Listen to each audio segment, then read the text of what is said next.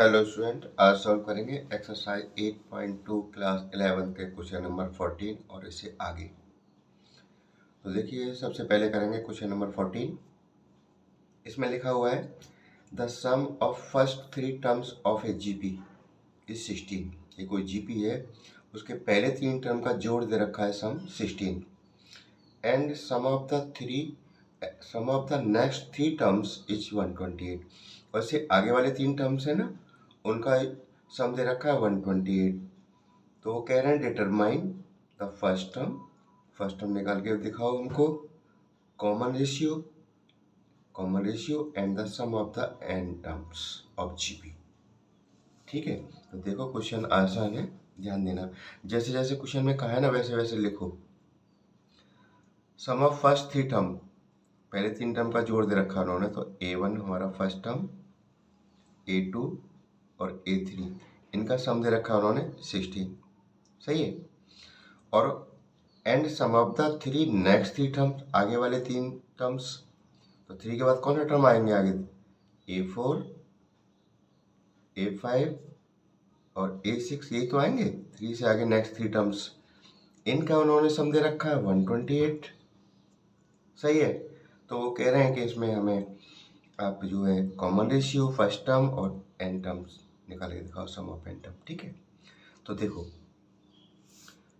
इसे मैं क्या लिख सकता हूँ। a1 को तो a लिखते ही हम, a2 को क्या लिखते हैं आपको पता होगा। देखो जैसे a2 निकालना है, एन टर्म में निकाल रखेंगे फॉर्मूला में, ar⁻n-1। तो मैं क्या निकाल रहा हूँ a2, तो यहाँ पे a r n के पे क्या रखना है 2 - 1। तो 2 - 1 क्या हो गया? 1 हो गया ना। 1 लिखते नहीं है तो AR आ गया, तो ये हो गया AR। यानी यहाँ 2 है तो यहाँ R की पावर क्या होगी? 1 होगी। यहाँ 3 है तो R की पावर क्या होगी? 2 होगी। ऐसे लिख लेते हैं ना, बताया था मैंने। ये r² हो गया = 16। ये समझ में आ गई बात। अब देखो इसमें से a कॉमन ले लो। a हमने कॉमन ले लिया, यहाँ पे क्या बचेगा? 1, यहाँ पे r, यहाँ पे r² = 16। ठीक है। और 1 + r + r² = 16/8। एक बात समझ में आ गई, यहाँ पे हमने 1 डाल लिया है इसको। ठीक है, अब इधर आ जाओ। इसे क्या लिख सकता हूँ मैं? जैसे ये लिखा था मैंने a1 a2 a3 को, यहाँ a4 है तो यहाँ क्या आ जाएगा? a3 आ जाएगा ना। ar⁻3, 5 है यहाँ तो ये क्या आ जाएगा? ar⁻4। एक पावर कम रहती है ना, जो फॉर्मूला हमारा -1 हो रहा है, प्लस ये हो जाएगा ar⁻5 = 128। सही है। अब देखो इसमें से कॉमन क्या लेंगे हम? एक तो a आने ही आना है, r⁻3 कॉमन आ जाएगा, तो r3 ये भी दे देगा, ये भी दे देगा। 4 है, ये 5 है, ये भी दे देगा, r⁻3 भी कॉमन आ गया। अब क्या रह जाता है यहाँ पे? 1।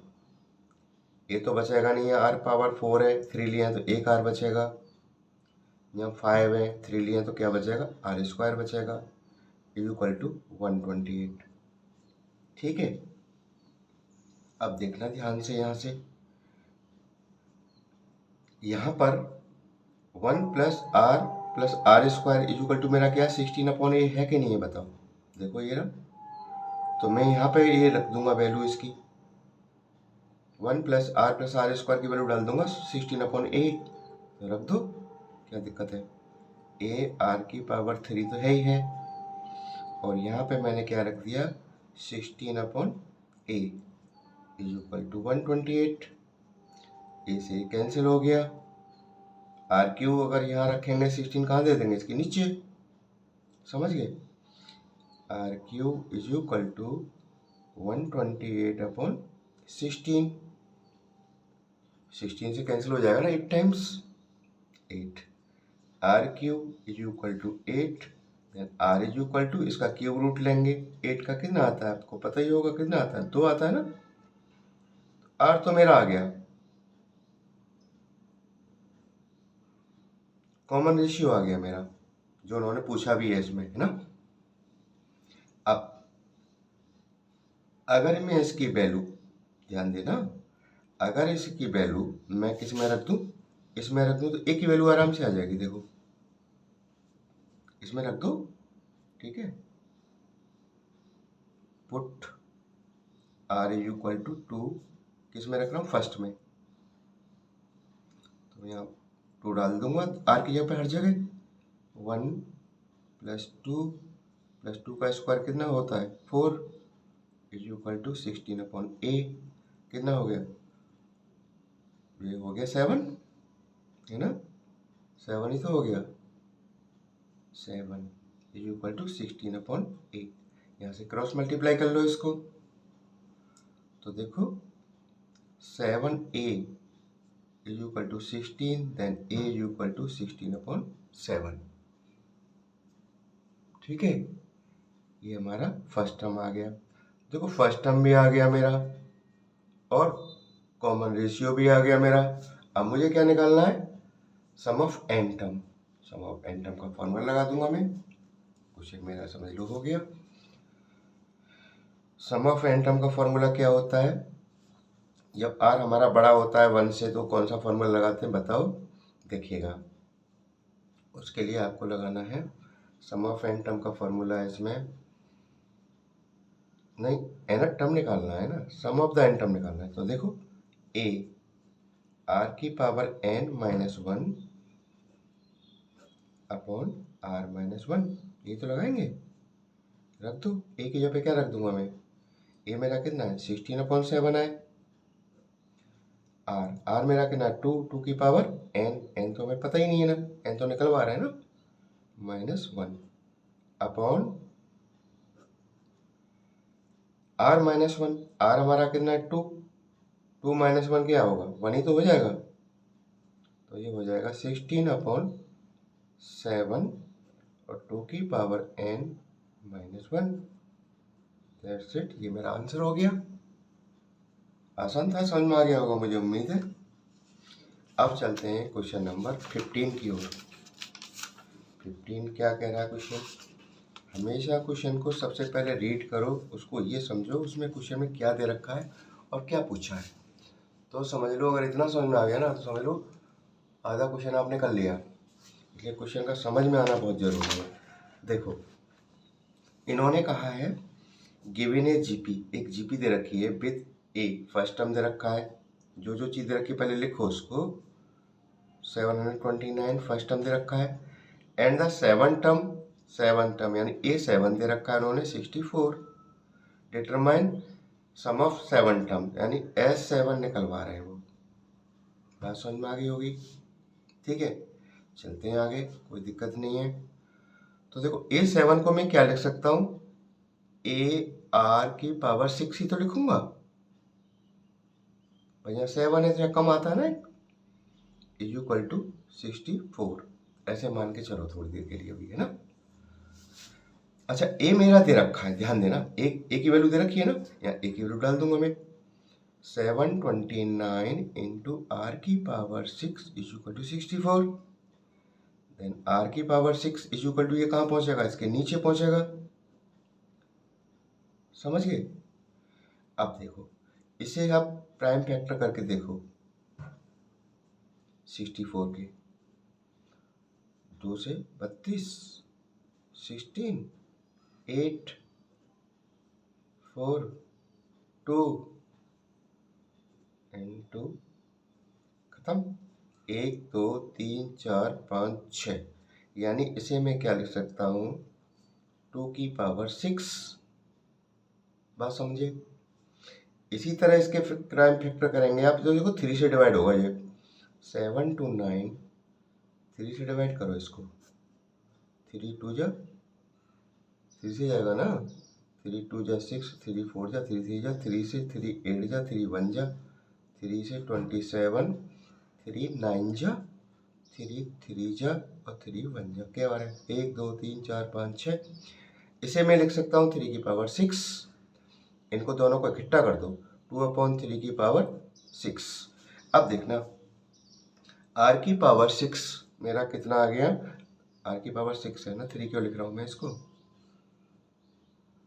2/3 की पावर 6, 6 से 6 कैंसिल हो गया, तो आर इज इक्वल टू मेरा कितना आ गया 2/3। समझ गए, ये 2/3 मेरा आ गया। अब मैं निकाल दूंगा आसानी से 7 टर्म, सम ऑफ 7 टर्म इसे पूछा इन्होंने, निकाल देंगे, कोई दिक्कत ही नहीं है इसमें। लेकिन आर देखें हमारा 1 से छोटा है ना, 2 को डिवाइड 3 से हो रहा है, तो हमारा आर क्या है, आर लेस देन 1, 1 से छोटा है। 1 से छोटा है तो फॉर्मूला दूसरा वाला लगा देना, कोई दिक्कत ही नहीं है। सम ऑफ n टर्म का फॉर्मूला a 1 माइनस आर की power n upon 1 minus r, ये वाला मैं लगा दूंगा फॉर्मूला। ये तो होता है जब आर की वैल्यू 1 से छोटी होती है और बड़ी होती है तो क्या लगाते हैं, कोई दिक्कत नहीं आती, दोनों में से कोई लगा लो वैसे तो। ये होता है आर की power n minus 1 upon r minus 1, इसे लगा लेते हैं उसमें। दोनों में कोई फर्क नहीं है, माइनस कॉमन इसमें से लूंगा ना, नीचे से और ऊपर से, तो यही आ जाएगा। दोनों में से किसी को लगा लो, कोई दिक्कत नहीं आती इसमें। अब सम ऑफ 7 टर्म निकालना है हम। ए की वैल्यू क्या है, 729 है ना, 729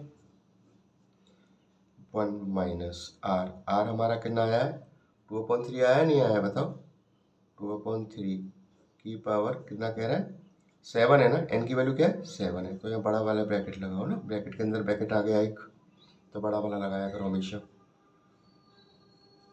अपॉन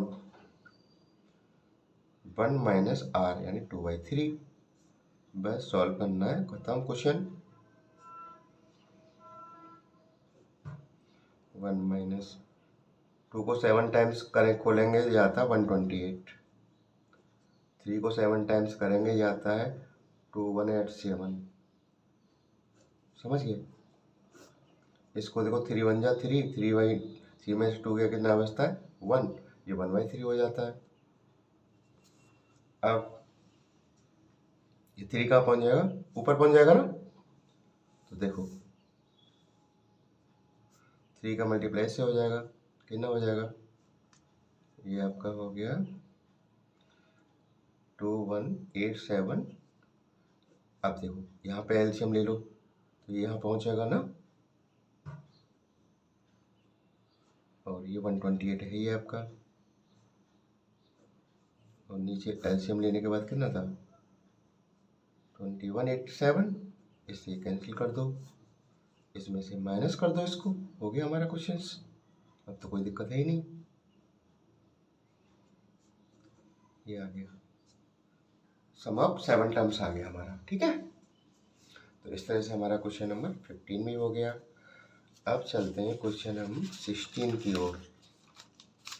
क्वेश्चन 16 क्या कह रहा है उसको देख लेते हैं। देखिएगा,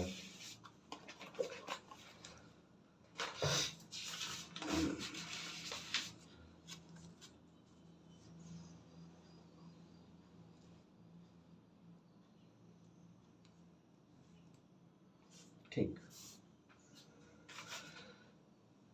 क्वेश्चन 16 कहता है फाइंड ए जीपी, एक जीपी फाइंड करो for which the sum of the first 2 terms is -4। First 2 terms यानी पहले 2 टर्म का समय वो क्या है हमारा -4 है, सही है, ऐसे ही तो बोल रहा है उन्होंने।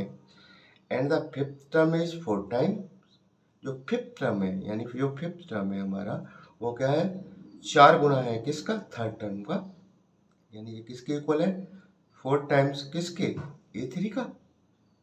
समझ गए इस चीज को, उन्होंने कहा है फिफ्थ टर्म जो हमारा है 4 टाइम है थर्ड टर्म का, तो जो फिफ्थ टर्म क्या है 4 टाइम मैंने कर दिया थर्ड टर्म का। समझ गए, अब चलते हैं आगे। तो देखो इसे मैं क्या लिख सकता हूँ, A5 को लिख सकता हूँ AR की पावर 4, सही है, इज इक्वल टू 4। A3 को क्या लिख सकता हूँ AR की पावर 2, A से A कैंसिल हो गया, इधर आर के हैं 2 हैं, इधर आर के हैं, इधर आर 4 हैं, इधर आर के हैं 2 हैं, तो इधर 2 बचेंगे नहीं बचेंगे, समझ गए, तो यहाँ 2 आ जाएगा कट के ये, यानी r square is equal to 4, then r is equal to plus minus 2, square root plus minus में तो आता है, आर की वैल्यू आ गई प्लस माइनस 2। अब ध्यान देती रहिएगा, अब इस पे आओ, ये हमारा फर्स्ट टर्म है, ए लिख सकता हूँ A1 को, तो ए होता है ना, प्लस A2 को क्या लिख सकता हूँ, AR, और इज इक्वल टू दे रखा है -4। ए मैंने कॉमन ले लिया इसमें से, तो यहाँ क्या बचता है 1 + R इक्वल टू -4। अब देखो, अगर यहाँ पे मैं R की वैल्यू देखो यहाँ लिखेंगे हम, when R is equal to, मैं प्लस का ले रहा हूँ 2, जो R की वैल्यू 2 है ना, यहाँ से R की वैल्यू हमारी क्या आ गई, 2 ही तो आ गई, एक तो प्लस का और एक माइनस का, तो मैं पहले प्लस ले रहा हूँ, ठीक है। तो मैंने प्लस लिया, तो देखो यहाँ ए कितना आ जाएगा, ए ऐसे रहेगा 1 प्लस R की कितना आ गया 2 इज इक्वल टू -4, ये 3 हो गया, 3 नीचे पहुंचा देना, तो a इज इक्वल टू -4/3, ये a की वैल्यू आ गई, फर्स्ट टर्म आ गया। अब मैं जीपी आराम से निकाल दूंगा, क्यों, मेरे फर्स्ट टर्म भी है और कॉमन रेशियो भी है r, ये ना निकालेंगे। देखो तो देखो जीपी क्या बनेगी इसकी, फर्स्ट टर्म तो आता ही आता है, तो -4/3 आ गया। अब सेकंड टर्म कैसे निकालेंगे, इसको देखिएगा, ध्यान दीजिएगा। सेकंड टर्म यहाँ पर अब काम कर रहा हूँ मैं, ध्यान देना। तो मैं अच्छे से जानता हूँ कॉमन रेशियो क्या होता है सेकंड टर्म के लिए, A2/A1 करके जब तो निकालते थे हम, और R मेरा कितना है यहाँ पे 2 है, R कितना है 2 ही तो है, A2 मुझे निकालना है, A1 मेरा आ चुका है -4/3, तो -4, 3 कहाँ पहुँच जाएगा ऊपर, क्रॉस मल्टीप्लाई करो, तो ये हो जाएगा 3 × A2 इज इक्वल टू -8, तो A2 इज इक्वल टू -8/3, तो सेकंड टर्म आ गया -8/3। ऐसे थर्ड टर्म निकाल देंगे हम, थर्ड टर्म निकालेंगे तो क्या करेंगे, R is equal to A3/A2 तो करेंगे, तो A3 कैसे निकलेगा यहाँ से, देखो A3 इज इक्वल टू हो जाएगा R × A2, ये समझिए इस चीज को। तो A3 R हमारा कितना है, R है हमारा 2 मल्टीप्लाई A2 अभी निकाला मैंने -8/3, ठीक है, तो 8 × 16/3 -16/3। अगर R की वैल्यू अगर मैं 2 लेता हूं तो मेरी जीपी ये आती है, सही है। अब मैं R की वैल्यू लेता हूं -2, when R is equal to -2 ले रहा हूं मैं, ध्यान रखिएगा इस चीज को, सही है। अब देखना ध्यान से अच्छे से, अब इसी में रखेंगे वैल्यू हम, इस वाले में, इससे हमारा फर्स्ट टर्म आ जाएगा। तो ए तो हमारा देखो, इसे दोबारा से लिख लो, A1 + R is equal to -4, ये दे रखा है ना, ये वाले इसी से लिया है मैंने, ए कॉमन लेने के बाद इसमें मैं रख रहा हूँ R की वैल्यू -2, तो A1, और यहाँ पे क्या लिख दूंगा, R की यहाँ पे -2 हो जाएगा ना, इज इक्वल टू -4, तो यहाँ पे क्या हो जाएगा -1, माइनस से माइनस कट जाएगा, ठीक है ना। तो A इज इक्वल टू कितना आ गया, यहाँ से 4 आ गया मेरा, A इज इक्वल टू कितना आ गया 4, A is equal to 4, first term आ गया मेरा।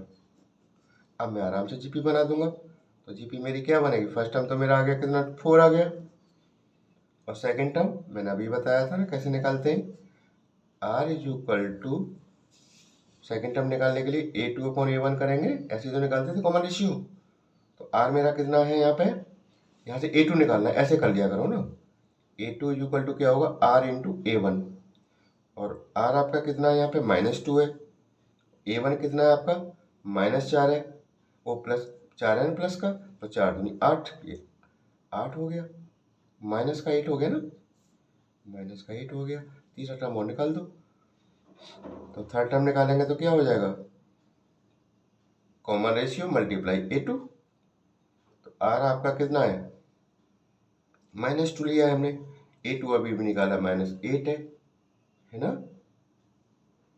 नहीं समझे, देखो A2 हमारा कितना आया 8 आया है, और 8 टू या कितना हो जाएगा 16 हो गया ना, माइनस का 8 ही तो है मेरा ये, और ये भी माइनस का मेरा R है, तो कितना हो जाएगा प्लस का 16। हमारी जीपी आ गई दोनों। तो आप कैसे लिखेंगे आंसर में अच्छे से,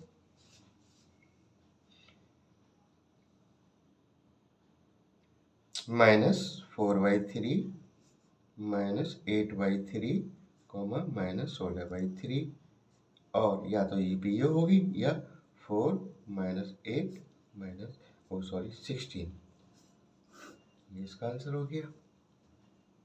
समझ में आ गई बात। एक और कर लेते हैं ना, चलो इसके बाद फिर अगली वीडियो में लेंगे सारे क्वेश्चंस बाकी जो बचे। देखो 17 को देख लो। If the 4th 10th and 16th term of a GP are XYZ, यानी A4 फोर्थ टर्म हमारा क्या है x है, 10 टर्म्स यानी A10 इक्वल टू हमारा y है, और वो कह रहे हैं 16 टर्म्स यानी A16 ये हमारा z दे रखा है। सही है। अच्छा A4 को मैं क्या लिख सकता हूँ, A4 को मैं लिख सकता हूँ AR⁻3, A10 को AR⁻9, 16 को AR⁻15, ऐसे तो लिख सकता हूँ। सही है। अब वो कह रहे हैं prove that XYZ are in GP. वो बताओ ये x की वैल्यू और y की वैल्यू है, ये क्या है, ये जीपी में है। देख लेते हैं लिख के, हमें क्या दिक्कत है। तो देखो लिख लो इनको, AR3, AR9, AR5। ठीक है। वो कह रहे हैं ये बताओ भैया क्या ये जीपी में है, और जीपी में कॉमन रेशियो सेम आना चाहिए। क्या आना चाहिए, कॉमन रेशियो सेम। ये A1 है, ये मान लो A2 है, ये A3 है। तो हम कॉमन रेशियो कैसे निकालते हैं, R = A2/A1। A2 मेरा कितना है, ARN, और A1 AR3, इसे एक कैंसिल, ऊपर R कितना है 9 है ना पावर, नीचे 3 है, तो कट के क्या रह जाएगा, R⁻6 रह जाएगा। समझे। अब इनके बीच का तो हमने निकाल लिया कॉमन रेशियो, इसके भी निकाल लिया। अगर सेम आ जाता तो मेरी बड़ी बात प्रूफ हो जाएगी ना। तो हम इनके बीच का भी निकालते हैं, यानी A3/A2 करके देखते हैं। A3 है हमारा 15 है, AR15 अपॉन A2 है AR⁻9, इसे कैंसिल, 9 माइनस हो जाएगा ना 15 में से, कितना बचता है R⁻6। देखो दोनों कंडीशन में हमारा कॉमन रेशियो क्या आ रहा है, सेम आ रहा है, नहीं आ रहा है, कॉमन रेशियो सेम। तो आप लिख सकते हो हेंस कॉमन रेशियो बिटवीन